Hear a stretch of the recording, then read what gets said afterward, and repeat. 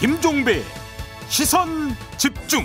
여러분 안녕하십니까, 김종배입니다. 국제 상황을 짚는 GB타임즈 시간인데요. 자, 오늘은 내란 사태에 대한 해외 반응과 또 외국의 사례들 다각도로 짚어보겠습니다. 먼저 1부에서는 국민들이 한 목소리로 외쳐 이뤄낸 탄핵 가결, 외신에서도 K민주주의의 승리다 이러면서 주목을 했는데요. 외신 보도와 각국 정상들의 반응 짚어보고요. 2부에서는 다른 나라의 계엄령 사례 살펴보겠습니다. 다른 나라에서 민선 대통령이 계엄령을 악용해 독재 정치를 한 사례들이 있었는지 살펴보고요. 언론 탄압이 어떻게 이루어졌는지도 함께 들여다보겠습니다. 12월 22일 일요일 김종배의 시선집중, 광고 듣고 시작합니다.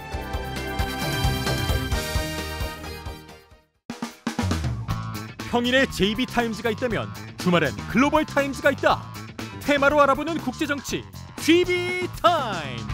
네, 세 분과 함께하겠습니다. 서울신문의 송현석 기자 모셨고요. 어서 오세요. 네, 안녕하세요. 이용주 뉴스캐스터 모셨습니다. 어서 오세요. 오랜만에 인사드립니다. 안녕하세요. 네, 그리고 그동안 함께해왔던 김영미 대표가 우크라이나 전쟁을 취재하기 위해서 우크라이나 현지로 떠나셨습니다. 그래서 오늘은 특별 게스트를 모셨는데요. MBC 염규현 기자 모셨습니다. 어서 오세요. 네, 안녕하세요. 반갑습니다. 네, 이렇게 귀한 시간 내주셔서 감사드리겠습니다. 네. 우리 염규현 기자에 대해서는 잠깐 프로필 소개가 좀 필요한 것 같은데. 네. 그렇죠? 네, 연세대 법학과 일반대학원 국제법 석사십니다. 죄송합니다. 대한국제법학회 정회원이시기도 합니다. 문무를 두루 겸비한 MBC 방송기자로 경제부, 국제부, 사회부, MBC 뉴스데스크에서 로드맨 제작까지 했던 화려한 경력의 소유자이십니다. 대단하신 분인데요. 네. 이제 그만 일어나도록 하겠습니다. 빨리 가야 될 것 같네요. 무슨 말씀을요? 네, 귀한 말씀 주실 거라고 기대하면서 오늘 이야기 한번 좀 시작을 해보도록 하겠습니다. 세 분도 참 12월 3일부터 어떻게 지내셨어요? 이용주 캐스터는 어떻게 지내셨어요? 저는 굉장히 힘든 시간을 보냈습니다. 네, 어떻게요? 왜냐하면 이제 제가 뉴스 이거저거 하러 다니는데 사실은 제 그 스페셜티 전문 분야가 이제 외교 분야잖아요. 그래서 외국 소식 이런 거 알려드리는데 이 사건이 떨어지고 나니까 이게 방송에서요. 외국 이야기가 이제 더 이상 궁금하지 않은 거예요. 맞아요. 네, 모든 뉴스가 다 계엄으로 빨려 들어가서 제가 그 방송이 없었습니다. 지난 한 2주 동안. 네, 생계에 막대한 지장을. 굉장히 큰 지장이 있었습니다. 그래서 12월 3일 날 그 계엄령 딱 떨어졌을 때 저는 그 국회로 달려가가지고 국회 앞에서 으쌰으쌰하면서 막았거든요. 그랬어요? 네. 그런데 그걸 막고 나서 집에 와서 보니까 제가 더 이상 할 일이 없는 거예요. 실제로 진짜 할 일이 없어졌습니다. 매일 나가시지 그랬어.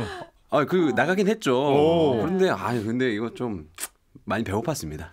근데 우리 송현숙 기자도 조금 전에 과하게 공감을 표하신다. 네. 저도 생계에 문제가 살짝 생기기도 했었고, 사실 저도 이제 국제 이슈를 다루는 기자로서 지금 미국 소식이 엄청나게 쏟아지고 있는 상황이었거든요. 네. 트럼프 쪽에서 막 뭐 한다 얘기하는데 기사를 써도 읽질 않습니다. 사람들이 관심이 없어요. 근데 그쪽 상황은 굉장히 빠르게 긴박하게 돌아가는데 사실 이거를 전해드릴 방법이 별로 많지 않다는 거. 그리고 또 하나는 이제 회사원이지 않습니까? 윗분들이 굉장히 예민하십니다. 네, 예민하시고 이제 바쁘시고 피곤하시고, 그럼 저희 같은 아랫사람들은 또 이제 잘 또 눈치를 봐야 되기 때문에 지난 3주가 굉장히 좀 피곤했습니다. 그래요? 염 기자는 어떠셨어요?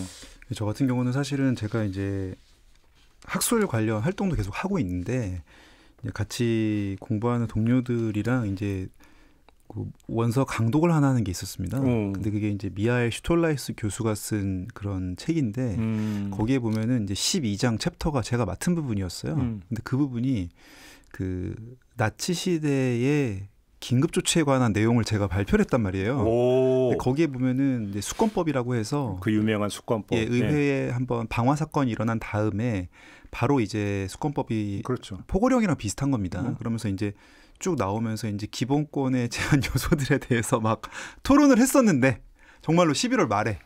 근데 정말 그 다음 주에 약간 기시감이 들 정도로 좀 유사한 포고령이 나와서 좀 동료들하고도 그런 얘기도 좀 하고 그러면서 좀 어안이 벙벙했죠, 뭐 사실은. 그러니까요. 예. 일단 비상계엄이 선포된 직후에 외신 반응은 좀 보도는 어땠어요? 외국은 좀 일단은 황당하다는 이야기들이 굉장히 많았는데요.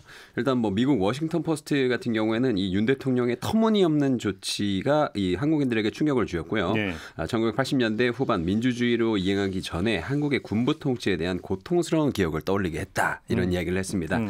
그리고 또 영국 텔레그래프 같은 경우에는 이 한국이 경제, 군사, 안보의 중추적 글로벌 파트너이자 규칙에 기반한 자유주의 질서의 지지자로서 그동안 위상이 있었는데 윤 대통령의 계엄령 선포 결정이 내려졌다는 게 굉장히 충격적이다 이렇게 했는데요. 사실 이렇게 외신보다 사실은 그 외국 네티즌들의 반응들이 굉장히 재밌는 게 많았습니다. 그중에 하나는 뭐냐면 조니 소말리가 대체 한국에 무슨 짓을 한 거야? 라는 댓글이 있었어요.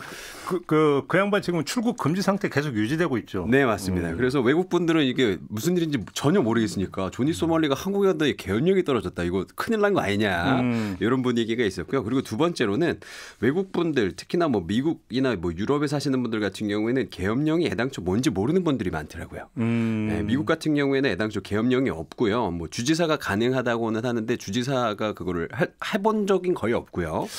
옛날에 미국 영화에 브루스 윌리스가 주연한 비상계엄이라는 영화가 있긴 했는데. 아, 그랬었네요. 그건 아마 뭐 그렇다면 그 주에서 네, 제가 좋아하는 액션 장르의 네. 그런 영화가 있긴 했었어요. 네, 그리고 또 유럽 같은 경우는 사실은 히틀러 이후에 계엄령이라는 걸 거의 없애버렸기 때문에 유럽 사람들도 생소해서 이거 한국에서 계엄령 떨어졌다 그래서 이게 무슨 일이 계엄령이 뭐야라고 물어보는 그 질문글들이 굉장히 많았습니다. 아예 개념 자체가 생소하다. 네, 그리고 또 그 한국이 그 빨리빨리 문화를 누군가가 소개를 하면서 계엄령도 뭐 6시간 만에 끝나네라고 했는데 그 밑에 댓글이 내가 LA 그 BTS 콘서트를 갔었는데 기다리는 시간 포함해서 이번 계엄령보다 더 길었던 것 같아요. 뭐 이런 댓글까지 올라왔습니다.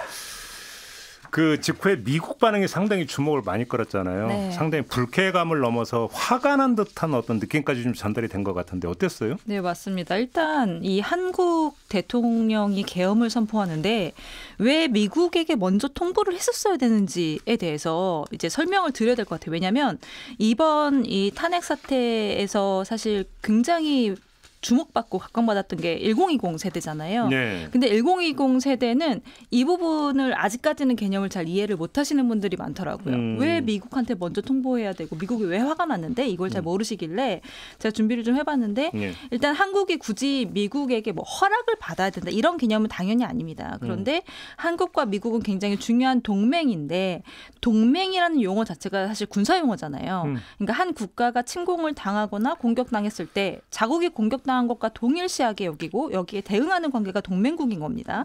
한국과 미국은 동맹국인데 한국이 계엄을 선포하게 되면 지정학적으로 미국이 우려할 수 있는 상황이 발생할 수 있다는 거죠. 예컨대 북한이 움직인다든지 한국에서 계엄으로 발생할 수 있는 사태를 진정시키려고 미군이 투입이 됐다가 그 틈을 노리고 중국이 움직인다든지 그만큼 한국의 상황이 지정학적으로 미국에게도 굉장히 중요한데 우리가 북한의 침공을 받으면 미국이 자동적으로 들어오게 돼 있는 게 이제 동맹국인 것처럼 이런 동맹국에게 미리 상의가 아니라 통보도 하지 않고 계엄이라는 중대한 사안을 결정했다는 것 자체가 사실 양국 간의 신뢰에 문제를 일으킬 수 있는 거고 무엇보다도 우리나라에는 주한미군이 들어와 있죠. 그리고 한미 연합 방위 체제가 있기 때문에 특히 군이 개입하지 않을 수가 없는 이런 계엄 같은 조치는 분명히 미국과 사전에 합의가 필요한 사항이고 맞습니다. 그래서 이런 과정이 없었기 때문에 미국이 상당히 뿔이 난 거고 계엄 사태 이후에 미국의 최초 입장은 우려스럽다였고요.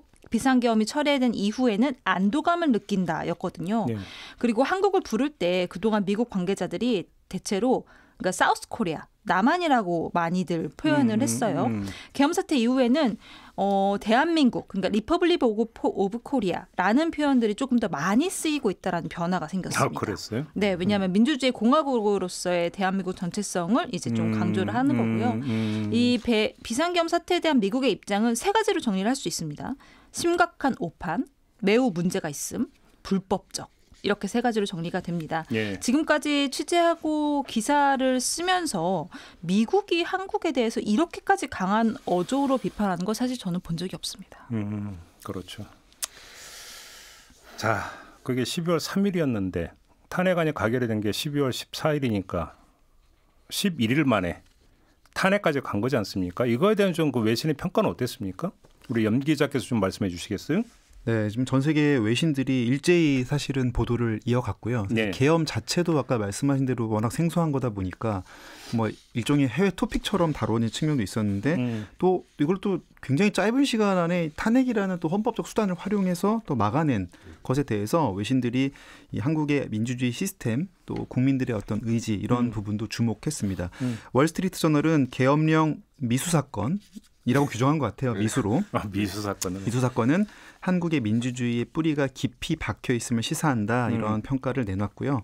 또 80년대의 그 군사 정권 이런 거 종식시켰던 뭐 87년 6월 항쟁이라든지 이런 역사를 좀 재조명하는 움직임도 좀 있었습니다.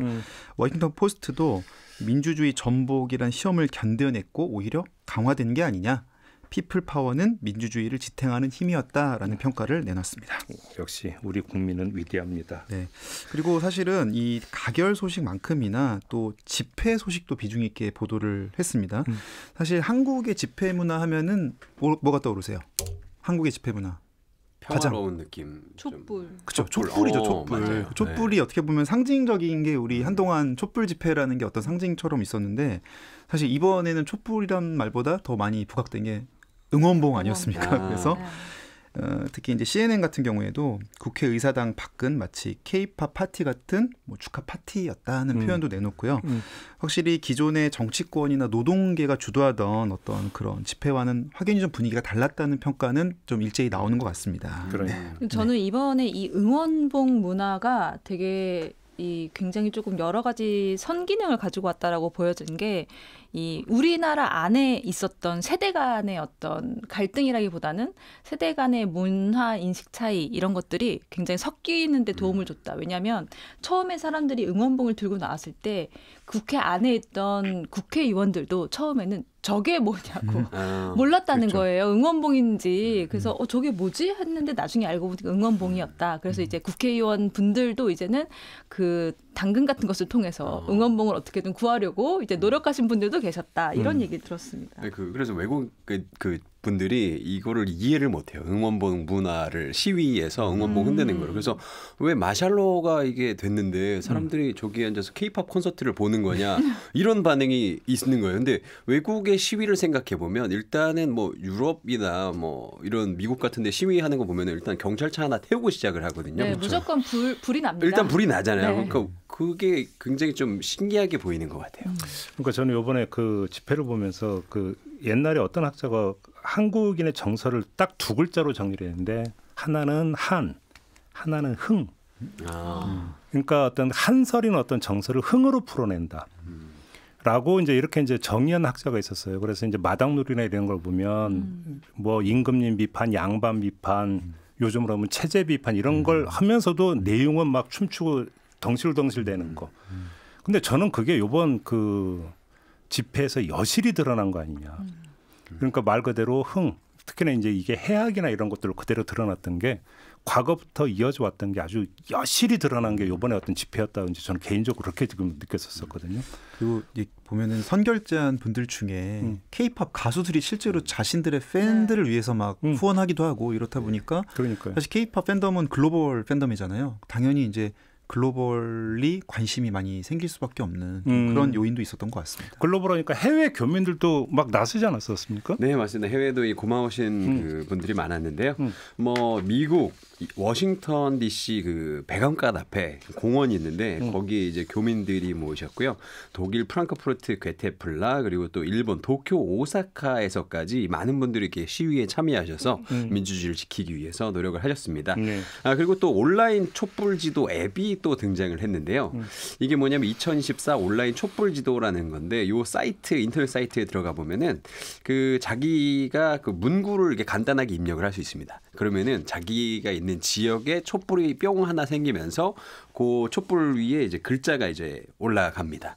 그래서 요걸 들어가면 이게 전 세계적인 그 지도가 있기 때문에 보면은 뭐 미국, 이탈리아, 핀란드, 영국, 루마니아 해가지고 막 사우디아라비아 전 세계 각국의 교민들이 각자의 메시지와 함께 이 촛불을 또 밝히는 이런 장면 또 볼 수 있었고요.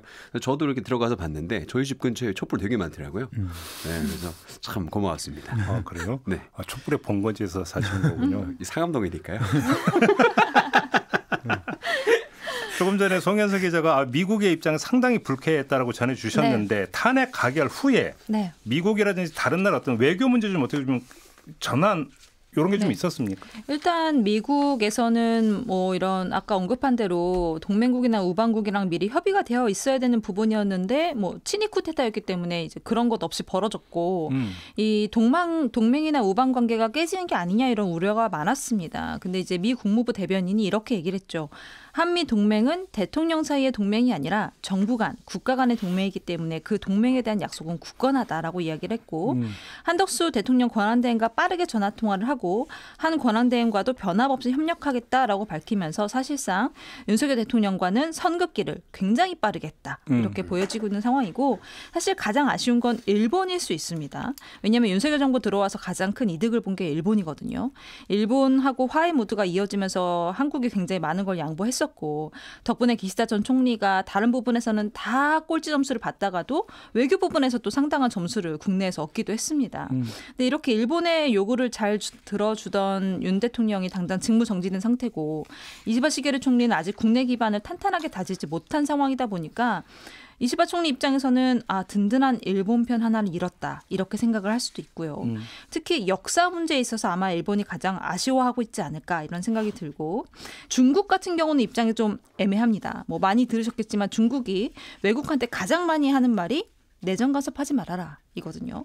근데 현재의 상황도 한국의 내정이기 때문에 특별히 논평하지 않겠다라는 게 중국 당국의 공식 입장이긴 하지만 그럼에도 이제 윤 대통령이 담화문에서 뜬금없이 중국을 언급하는 바람에 간첩, 네 간첩 얘기를 하는 바람에 굉장히 좀 순간 이거는 가만히 옆에 서 있다가 뒤통수 한 대 맞은 거거든요. 그래서 저는 화가 나는 걸 이해를 합니다. 그리고 한국의 지도자가 이제 국민의 뜻에 의해서 직무정지되는 모습이 또 중국 국민들에게 좋은 영향을 주지 않을 거라고 당국은 판단을 하고 있죠. 그렇기 때문에 굉장히 스트레이트한 이런 뉴스 외에는 현재도 정보를 통제하려는 움직임들이 계속 있습니다. 알겠습니다. 마지막으로 염 기자께 하여간 외교적으로 좀 일시적 타격이 있었던 거잖아요. 그렇죠. 앞으로 어떻게 풀어가야 된다고 보세요? 일단 우리나라 같은 경우에는 일단 그 이전에 한 5년 전 정도의 기준으로 봤을 때는 경제는 중국이랑 가장 교역량이 많았고요. 객관적인 지표로. 그다음에 안보는 미국의 의존적인 형태를 띠고 있었습니다. 그래서 이 중국과 미국 사이에서의 그 전략적 모호성이 굉장히 중시되고 있었어요. 그러다가 이제 코로나 등을 거치면서 사실은 교역량도 많이 줄었고 그리고 또 어떤 정견이나 어떤 이념의 차이 등으로 인해서 좀 미국 한미일 중심의 동맹 체계로 좀 무게를 담아 왔었단 말이죠. 그러면서 경제마저도 사실은 이제 중국 비중이 좀 줄어들고 미국 비중이 많이 늘어났습니다. 우리나라 기업들의 미국 투자도 늘고 그런 상황에서 이제는 경제도 미국의 상당 부분 영향을 받고 안보도 당연히 이제 주한미군이 있으니까 영향이 큰 상황이다 보니까 미국이 사실 제일 중요할 수밖에 없는 점점 더 그런 형국으로 흘러가고 있었는데 문제는 이제 트럼프의 집권을 앞두고 사실 이런 일이 좀 벌어진 거거든요. 그러니까요. 그리고 아까 말씀드린 대로 미국 중심으로 그 무게추가 올라가게 된 이유도 사실 트럼프 일기 때 보호 무역이 그게 단초가 됐던 겁니다. 공장 우리나라에 지어라. 그러면 우리가 좀 봐주마. 약간 이런 식의 접근. 근데 그게 이제 트럼프 2기를 앞두고 이제 우리가 무슨 얘기했었냐면 야 이제는 1,400원대는 뉴 노멀이 올 거다라는 말을 이미 했었어요. 이미. 왜냐하면 이거는 뭐 어떤 계엄 탄핵 정국과 무관하게 사실은 이제 미국 주도의 어떤 그런 정책들이 가져올 여파였는데 근데 딱 보니까 지금 우리는 국내적인 이슈만으로도 일단 환율이 지금 막 치솟으면서 굉장히 불안한 상황이고 그래서 지금 가장 질문으로 돌아가자면 제일 중요한 건 트럼프 2기를 앞두고 과연 미국과의 관계를 어떻게 설정하고 그렇죠. 어떻게 이어갈 거냐 이게 굉장히 중요하다는 건데 급선무죠, 급선무. 그렇죠. 근데 이제 문제는 이제 미국 정부가 새 정부가 계획을 세우려는 시기에 우리는 잠깐 홀드가 되는 그런 상황. 그래서 사실은 그게 상당히 좀 리스크 요인이라는 게 뭐 이거는 진영을 막론하고 많은 전문가들의 공통적인 지적입니다. 그래서 이제 결국은 트럼프 당선인 측과의 접점을 넓혀야 되는 거 아니냐. 그렇죠. 이런 이야기를 계속 나오고 있습니다. 우선 과제겠죠. 그렇죠. 알겠습니다. 자, 1부는 이렇게 좀 마무리하고요. 잠시 전화로 말씀 듣고 2부로 이어가겠습니다.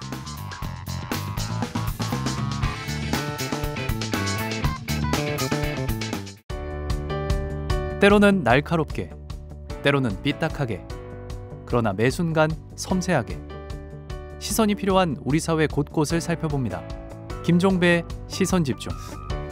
네, 김종배의 시선집중 일요일 코너입니다. GB타임즈 세 분과 함께하고 있는데요. 송현서 서울신문 기자, 이용주 뉴스캐스터, 염규현 MBC 기자 세 분과 함께하고 있습니다. 이번에는 좀 외국 사례를 좀 살펴봐야 될 것 같은데요. 앞서 뭐 유럽 이런 나라는 또 계엄령이라는 게 아예 없다고도 말씀을 주셨습니다만 또 있는 나라도 있지 않습니까? 외국에서 계엄령 사례가 어떤 게 있었는지가 좀 궁금한데요. 송 기자께서 한번 좀 정리 좀 해주실래요? 네, 가장 최근에 계엄 체제에 돌입했던 나라는 에콰도르입니다. 올해 1월이었는데요. 네. 이제 그 에콰도르 대통령이 지난 1월에 60일간의 계엄을 선포를 했는데 당시에 마야광이라고 불리는 그 호세 마시아스라는 이제 그 마약범이 있었는데 이 마약범이 탈옥을 하고 또 6개 교도소에서 폭력 사태가 발생을 하면서 이 소외가 전국적으로 이제 번졌습니다. 그래서 길거리에 그냥 일반인들의 시신이 막 그냥 쓰러져 있고 뭐 이제 이런 정도로 굉장히 심각한 폭력 사태가 나왔었고 깽단이 TV 방송국을 생방송 중에 습격을 해서 경찰을 납치하고 폭행하는 모습이 그대로 생방송을 타서 저도 이제 당시에 관련 기사를 쓴 기억도 나는데 굉장히 충격적이었고요. 에콰도르 사회가 극단적인 혼란에 빠져 있었고 여기에 이제 노보아 대통령이 이 깽단을 테러 집단으로 지칭하면서 이제 깽단과의 전쟁이 선포가 됐던 거고 2021년에는 이제 쿠데타를 일으켰던 미얀마 군부도 계엄령을 선포를 했었죠. 네, 당시에는 네. 원래 미얀마 제1도시, 제2도시에만 계엄령이 내려졌었는데 이게 확대가 돼서 2024년 현재까지는 다른 주로도 여러 도시에서도 계엄령이 지금 진행 중에 있습니다. 아직도 안 풀었나요? 안 풀었습니다. 더 심해지고 있습니다. 네. 2022년 2월에 이제 우크라이나 침공을 받은 러시아 침공을 받은 우크라이나는 이제 바로 계엄 체제에 들어갔고요. 뭐 전시니까. 네, 전시니까. 그리고 전쟁을 시작한 러시아도 일부 지역에 이제 계엄령을 선포를 했습니다. 그리고 이 계엄령은 이제 1943년에 2차 대전에 참전한 소련 이후에 러시아 사상 첫 계엄령이었고요. 네. 눈에 띄는 건 대만인데요. 대만이 1949년부터 87년까지 38년 동안 계엄령이 지속된 세계 역사상 가장 긴 전국 계엄령으로 기록되어 있는 나라죠. 당시 장제스가 중국 본토에서 밀려서 대만으로 넘어간 이후에 국민당이 일당 독재 체제를 유지하려고 했고 이걸 반대하는 이제 반체제 인사들이랑 충돌을 하면서 이제 계엄령이 명분이 됐습니다. 참고로 이번에 한국에서 계엄 사태 발생했을 때 기사가 많이 되지는 않았지만 대만에서도 좀 소동이 있었습니다. 올해 5월에 취임한 라이칭더 대만 총통이 민진당 소속이지 않습니까? 근데 민진당 국회의원들이 한국의 비상계엄을 옹호하는 글을 올렸다가 비싹을 했죠. 비처럼 삭제를 했습니다. 그런 일이 있었어요? 네, 이게 워낙 우리 사태가 긴급하다 보니까 많이 기사가 안 됐는데 당시에 민진당이 이 윤 대통령의 이런 종북 세력을 척결하고 뭐 자유를 지키기 위해서 비상계엄을 선포한다. 그리고 이런 부분에 대해서 이제 옹호를 하면서 대만에서도 야당인 국민당과 민중당이 뭐 위헌적으로 권력을 확장하고 예산안을 이제 묶어서 안 풀어주고 이러면서 국가 안보를 위협하는 일이 벌어지고 있다. 이런 내용의 글이었어요.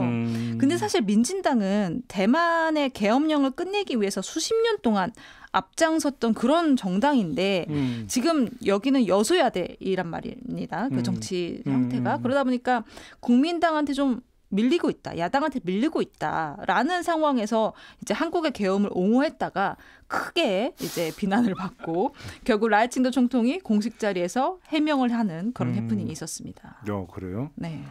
링컨도 계엄령 선포한 적이 있었어요? 네, 맞습니다.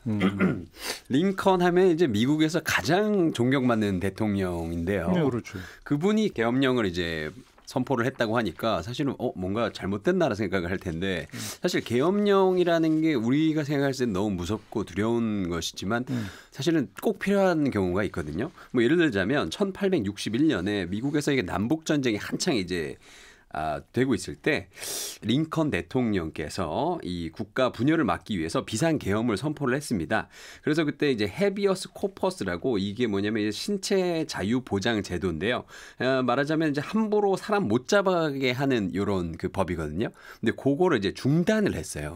그래가지고 그 당시에 이제 남부 연합 그 지지자들을 체포할 수 있는 법적 근거를 좀 마련을 해서 나쁜 얘기하고 자꾸 그 미국을 분열시키려고 하는 사람들을 이제 체포를 신속하게 할 수 있게 하는 이런 조치를 취했는데요. 이런 그 조치가 민주주의 원칙에 반한다는 비판을 그 당시에는 받았지만은요. 링컨이 이 국가의 생존이 민주주의를 지키는 유일한 길이라면서 강행을 했고요. 결국 이 결단이 연방의 통합을 지키는데 크게 기여했다는 평가를 지금 많이 받고 있습니다. 근데 뭐 사실은 뭐 계엄을 했다고 해서 뭐 다 독재자가 아니고 링컨도 전혀 독재자가 아니었지 않습니까?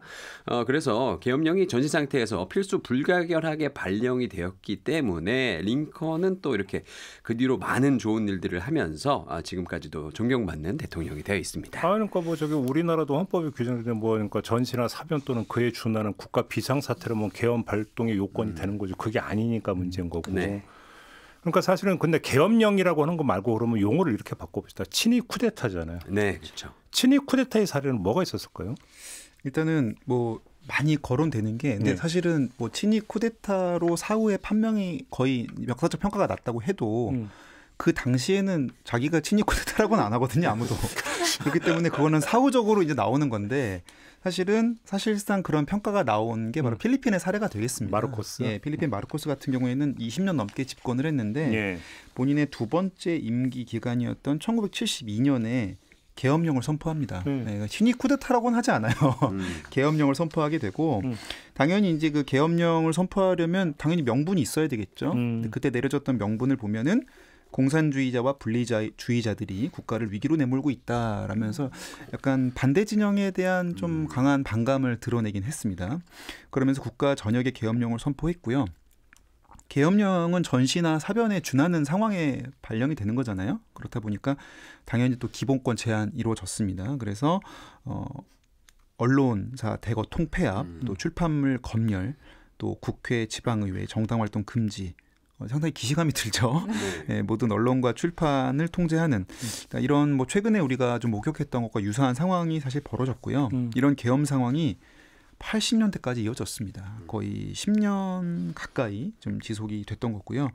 근데 그 과정에서는 사실 어마어마한 인권 탄압이 있었습니다. 투옥된 인원만 7만 명 가까이 되고요. 그리고 고문당한 인원이 한 3만 4천여 명, 그리고 목숨을 잃은 분들도 3,200명이 넘는 걸로 집계가 됐고요.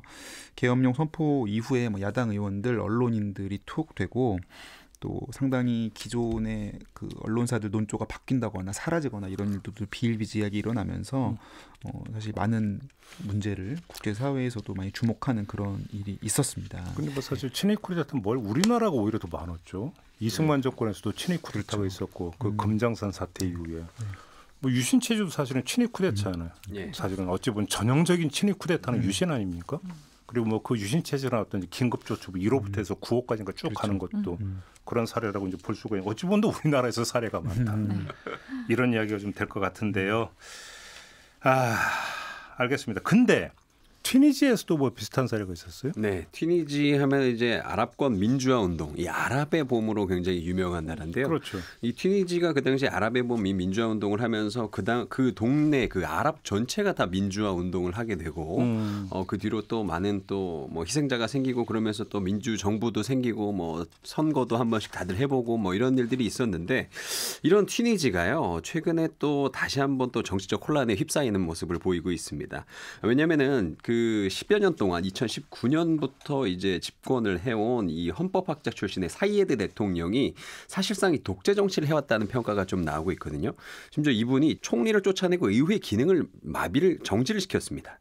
그러니까 튀니지는 이원 집정부제, 그러니까 총리와 대통령의 권력을 나눠 가지는 이런 정부 형태였는데 대통령의 한쪽 그 총리 쪽 권한을 그냥 없애버린 거죠. 그래서 지금 사실상 독재로 가고 있지 않나 이런 생각이 이런 평가가 나오는데요. 그래서 뭐 부패, 뭐 무능 척결을 뭐 명분으로요. 뭐 이른바 명령 통치로 행정부, 입법부, 사법부의 기능을 그동안 사실상 정지를 계속 시켜왔고 그리고 또 2020년 이 대통령한테 행정부 수반 임명권, 의회 해산권, 판사 임명권, 군 송수권까지 부여하는 이런 놀라운 개헌을 또 추진을 해가지고 사실상 슈퍼맨이 됐습니다. 근데 또 이런 상황에 또 올해 또 튀니지의 그 대선이 있었는데 여기에서 또 이분이 또 재선이 됐습니다. 그래가지고 아랍의 봄으로 시작된 이 튀니지의 민주화가 사실 여기서 이제 끝나는 게 아닌가 이런 좀 두려움이 있습니다. 근데 지금 필리핀 튀니지 얘기를 했는데 네. 만약에 12.3 계엄이 성공을 했다면 우리도 그 길을 걷게 되는 겁니까? 일단은 뭐 포고령을 보시면 다 아시는 내용이잖아요. 네. 그러니까 언론 출판 자유가 우리가 당연하게 생각했던 기본권들의 제약으로 일단 시작이 되고 그리고 계엄 실무 편람이라는 게 또 보도가 됐습니다. 네. 그러면서 야, 이게 그럼 만약에 그런 상황이 가시화됐을 때 우리는 어떤 상황에 직면하는지를 좀 엿볼 수 있는 단서가 나왔었는데요. 일단 뭐 보도 금지 사항, 그다음에 확대 보도 사항 이렇게 좀 크게 두 축으로 나뉘는 것 같아요. 그러니까 보도 금지는 일단 뭘 금지해야 될까요? 뭐 아무래도 좀 군인들의 어떤 정책이나 이런 거에 반하는 거는 좀 금지하도록 할 거고요. 사회 안정이 이제 명분이 됐겠죠. 반면 또 어떤 그런 정책에 대한 홍보나 또 적극적인 알리는 행위들은 또 장려하는 방식에 좀 그렇게 좀 나뉘는 것 같아서 일단 눈에 띄는 대목이 정부 정책 비난하면 안 된다. 이 부분이 이제 전자에 해당이 되는 거가 되겠고요. 반면 후자의 경우에는 계엄사령부의 지시사항은 중요하게 또 자세히 다뤄야 한다. 군의 작전 성공 사례와 무용담, 미담 등이 다소 이제 부풀려 보도되도록 해서 어떤 여론에 좀 영향을 미치려는 게 다분히 좀 크다고 봐야 될 거고요. 저는 이번에 포고령 그거 보면서 좀 가장 먼저 생각나고 두려웠던 게 뭐냐면 만약에 계엄이 진짜로 됐었으면 우리 JB도 잡혀가지 않았을까. 거의 확실하지 않습니까? 그죠? 잡혀갈 왜 사람. 근데 그 목소리에 아쉬움이 묻어있어요? 아닙니다. 아쉬움은 큰일 나라고 지금. 아닙니다. 두려웠다는 약간 거죠. 신나신 거 아닙니까? 아니에요. 잡혀갈 사람 탑 20, 탑 20 안에는 들겠죠?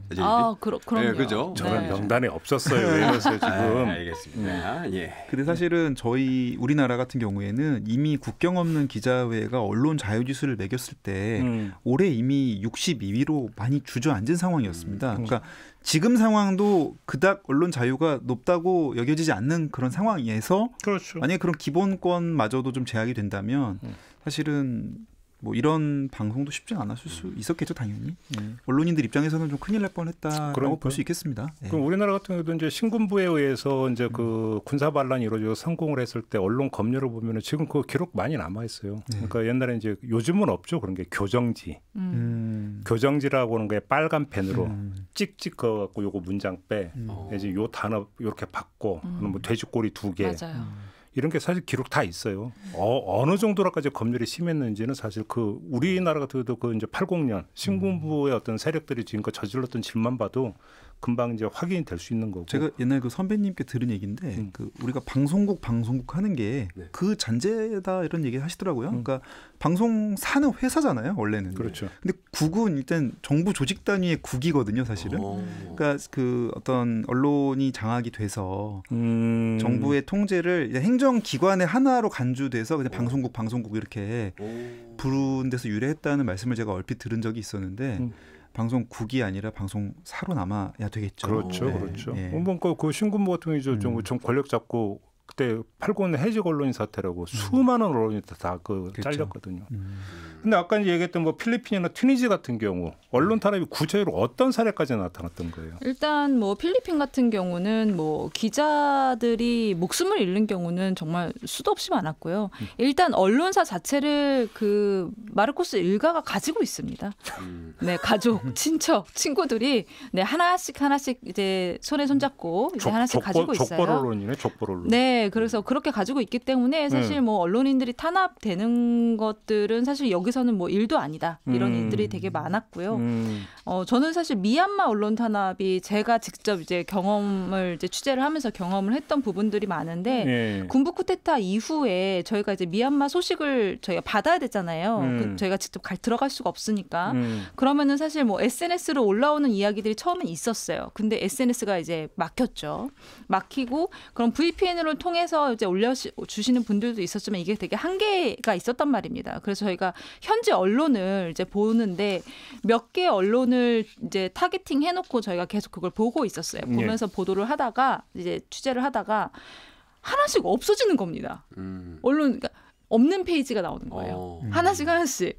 네, 그러면서 하나만 남았어요. 저희가 이제 자주 보는 미얀마나우라는 사이트인데 언론인데 여기 하나만 남고 나머지는 다 그냥 이제 없는 페이지가 돼버리는 거예요. 그래서 저희가 이제 접근할 수가 없는, 외부에서는 아예 접근조차 불가능한 그런 곳이 돼버렸고, 사실 기자들이 그래서 지금 현재 상황에서 가장 기자들에게 위험한 곳이 어디냐? 그러면은 사실 미얀마가 제일 위험하다. 그나마 러시아나 우크라이나나 전쟁 중인 국가에서는 국제사회의 눈초리가 있기 때문에 그나마 최소한의 어떤 그 기자들의 취재권을 보장하려는 그런 움직임은 있습니다. 그런데 미얀마 같은 경우는 아예 다 그냥 차단을 막아버렸단 말이에요. 저희 5.18 때 광주 막은 것처럼.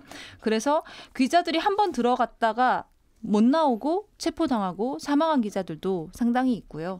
이제 미얀마는 그런 상황이고, 이제 러시아 같은 경우는 일부 지역에 지금 계엄령이 선포가 되어 있는데, 우리랑 언론 시스템이 다른 게 거기는 또 텔레그램 같은 SNS를 주로 이용하는 국가잖아요. 그래서 국가나 정당이나 국방부 같은 주요 부처도 텔레그램을 통해서 보도 자료를 배포하다 보니까 사실 언론을 통제하기는 조금 어렵습니다. 대신에 언론을 인용하여 혹은 언론의 정보에 기반하여 어떤 활동을 하는 이제 시민들을 구금한다. 이제 이런 부분들이 굉장히 많고, 그리고 중국 같은 경우는 뭐 다들 아시겠지만 중국은 대부분이 다 국영 언론이잖아요. 거기는 그냥 민간 언론이 없죠. 그래서 국가가 다 그냥 통제를 하고 있고, 전 세계에서 가장 많은 기자가 구금되어 있는 국가가 바로 중국입니다. 아, 그런가요? 네, 500명이 넘게 지금 기자들이 구금이 되어 있고요. 참고로 저는 중국에 이제 못 들어갑니다. 왜냐하면 반간첩법이 시행이 되면서 중국에 비판적인 얘기를 했거나 나의 이름으로, 그리고 특히 언론인 같은 경우에는 기사를 쓸 때 중국의 비판적인 기사를 썼는지를 봅니다. 저같이 오랫동안 기자 생활을 한 사람 입장에서 안 썼겠습니까? 제가 썼어요. 분명히 많이 썼습니다. 그래서 기자 면제에도 불구하고 못 가요? 못 갑니다. 못 들어가요. 아예 입국이 안 되거나 들어갔다 못 나오는 수가 있습니다. 그래서 저는 중국을 포기했습니다. 네, 그런 상황이고, 이란도 언론 탄압이 좀 심한데요. 이란은 뭐 언론법이 있기는 한데 이게 주로 언론을 탄압하는 장치로 이용이 되고 있고, 뭐 아시다시피 이란 같은 경우는 SNS에 좋아요만 잘못 눌렀다가도 잡혀갈 수 있습니다. 근데 기자가 좋아요를 눌렀다가 잡혀가는 경우도 여러 차례 이제 보도가 됐었어요. 그래서 그 뭐 저희 기억하시겠지만 히잡을 제대로 안 썼다는 이유로 의문사했던 여성 있었죠. 굉장히 큰 시위가 있었는데, 이때 이제 그 아민이라는 여성이었는데 이 여성에 관련된 기사에 좋아요를 눌렀다가 체포됐다. 그 현지 기자가 압수수색을 받기도 했고요.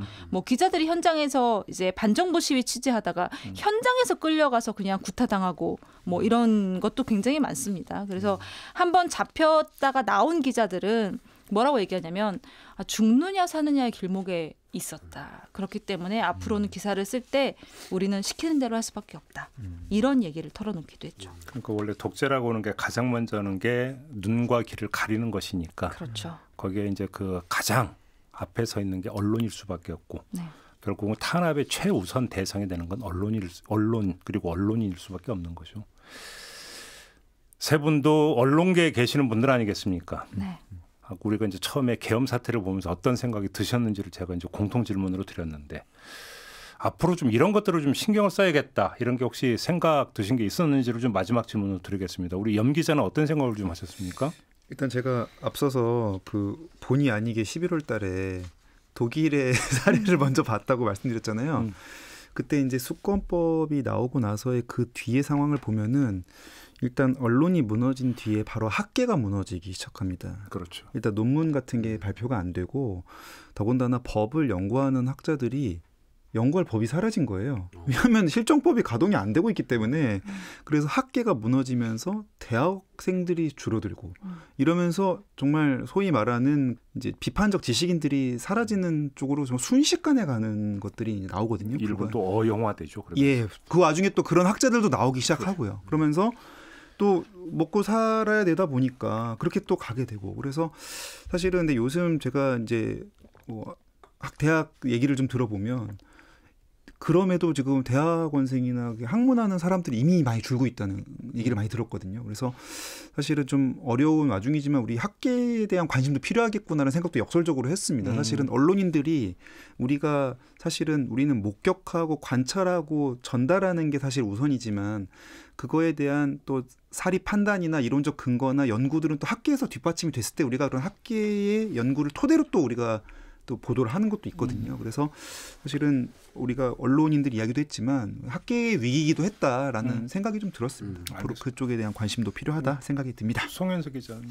네, 저는 이번 사태 초반에 말씀드렸는데 우리가 지금 여기서 이런 사태에 대해서 이야기를 하고 굉장히 혼란스러운 상황에서도 미국은 혹은 일본은 굉장히 빠르게 뭔가를 준비하고 움직이고 있다라는 거를 계속 보고 있었단 말입니다. 근데 국제사회의 속도가 이전보다 훨씬 더 빨라지고 있는 추세이기 때문에 잠깐 저희가 주춤하는 사이에 놓치고 있는 것도 손해를 봐야 되는 것도 너무 많이 생기는 이게 다 사실 서민들의 생계하고도 직결될 수 있는 이런 부분들이 있다 보니까 긴장을 놓쳐서는 안 된다. 잠깐의 멈춤이 결국 국제사회에서 한국이 얼마나 후퇴할 수 있는 기회를 주는지에 대해서 사실 저는 이번에 봤다고 보거든요. 당장 트럼프랑 만나지 못하는 이런 상황조차도. 그래서 다음 정권이 뭐 바뀌든 안 바뀌든 정파의 이런 걸 떠나서 한국이라는 나라가 계속 발전하기 위해서는 우리가 끊임없이 서로 성찰하고 그리고 게으르게 가서는 안 되겠다라는 생각을 하게 됐습니다. 알겠습니다. 마지막으로 이용주 캐스터는 어땠어요? 이번에 계엄 사태가 일어나고 나서 그 중국 사이트 중에 한국 영화나 드라마를 이제 불법으로 자막을 입혀서 보는 그 사이트가 있습니다. 어둠의 경로가 있어요. 네, 어둠의 경로가 있어요. 중국 사람들 그거 많이 보거든요. 근데 거기에서 1위를 서울의 봄이 했습니다. 그래서 중국 분들이 갑자기 그 계엄에 대해서 궁금해져서 그 영화를 엄청 많이 본 거예요. 근데 거기는 이제 불법 사이트이기 때문에 댓글 같은 게 좀 자유롭게 달리거든요. 중국 정부랑 무관하게. 근데 거기에 베스트 댓글이 뭐였냐면 우리는 계속 계엄이었구나. 였어요. 네, 거기 저도 기사로 본 거 같아요. 네, 그 형님들이 그렇게 중국 형님들이 그렇게 느낀 거죠. 저 그거를 보면서 우리도 잘못하면 저렇게 될 수 있었는데라는 생각을 많이 했습니다. 알겠습니다. 그럼에도 불구하고 저는 우리 국민들의 역량을 믿습니다. 조금 전에 염 기자께서 이제 그 나치를 얘기를 했는데 나치가 그렇게 득세할 수 있었던 가장 바탕에 독일 국민들이 그때 허무주의가 많이 작동을 했다라는 어떤 학계의 지적이 있거든요. 1차 세계대전에서 패배하고 엄청난 인플레, 절대로 되라 이런 허무주의. 근데 이번에 우리 그 민주시민들이 보여준 모습은 허무주의가 아니죠. 아주 정의로운 분노. 이런 어떤 그 국민들의 어떤 있기 때문에 결국은 내란 사태도 이겨낼 수 있었다라고 생각하는데 저는 그걸 믿습니다. 그리고 독일은 흔히 악의 평범성이라고 하잖아요. 그렇죠. 근데 이번에 뭐 일부 군인분들의 태도를 보면은 평범성을 따르지 않았습니다. 그렇죠. 그런 모습도 기여한 게 아닌가 싶습니다. 깨어 있음이 참으로 중요하다. 이걸 확인하는 과정 아니었나 싶은 생각이 드는데요. 요 얘기로 오늘 이야기 모두 마무리하도록 하겠습니다. 세 분 고맙습니다. 감사합니다. 감사합니다. 네, 김종배의 시선집중 오늘 준비한 이야기는 여기까지입니다. 물러가고요. 내일 아침에 다시 인사드리겠습니다. 고맙습니다.